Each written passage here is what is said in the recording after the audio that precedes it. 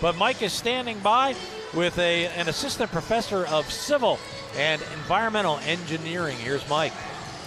Well, thank you, Gary. It's always an honor when I get to sit down with Lafayette's incredible faculty. And today I have the to be fortunate to be sitting here with Kristen Sanford Bernhardt. Kristen, welcome to the halftime show. Thanks so much. It's great to have you here. Now, we want to talk a little bit about your background. You are an associate professor in civil and environmental engineering. You're also the chair of the engineering studies program here. Tell me a little bit about that. Maybe you can describe to us how the engineering department is kind of structured and how that relates to some of the young engineers we have here at Lafayette. Sure, I'm happy to do that.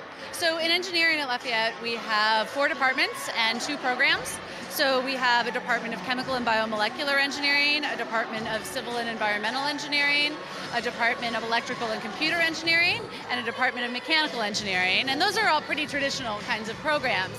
In addition, we have a program in Engineering and International Studies where students can get a Bachelor of Science in any of those departments and get a dual degree in International Studies, which is pretty neat.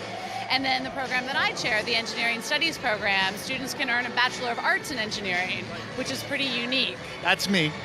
Yeah, so, as you said earlier, that's what you studied here, so you know a bit about it, but it really enables our students to bridge engineering and the liberal arts in ways that they wouldn't be able to at other places or in other programs here at Lafayette. So, well, that brings us to my next thing. Now, you are the chair of the Engineering Studies program. That's a unique program because I think it kind of incorporates the engineering, the humanities, the sciences, social sciences, and you can tell me a little bit about how engineering kind of bridges that gap between the engineers we have here and the liberal arts program.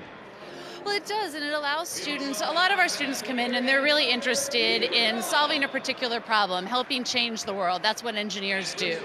And this bridge with engineering and the liberal arts really gives them a way to do that if they're particularly interested in something. So a lot of our engineering studies students, for example, will double major.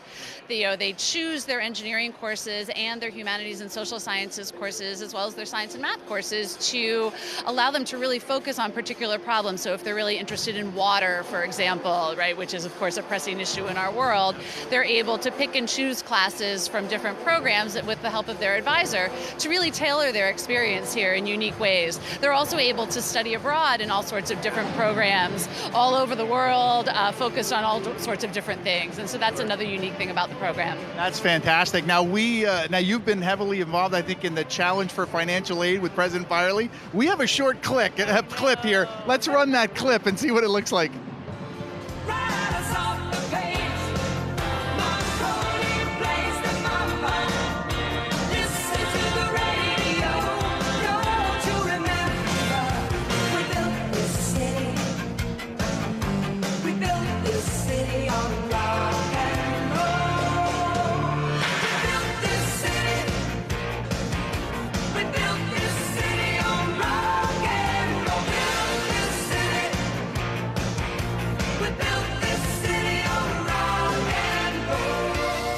Well, that looked incredible. It looked so much fun right there. How does that relate to, obviously, the educational experience that the kids get here at Lafayette? Well, the President's Challenge for Financial Aid is really so that hopefully, ultimately, Lafayette can provide need-blind admissions, which means we would admit students without regard to ability to pay and support them as they need to be supported in their time here. And that really allows us to have a more diverse and inclusive campus, including issues of socioeconomic diversity, not just diversity along the lines of gender and race that we might think about. And it's particularly important for engineering because in engineering, we haven't historically had a lot of diversity along any of those measures. Correct. And so having the ability to support students in that way will enable us to educate a much broader range of students. And in concert with that, it has us as faculty thinking about diversity and inclusion in the classroom and what we can do as a faculty to make our classrooms and the overall environment more inclusive and more welcoming to support not just those students, but all students.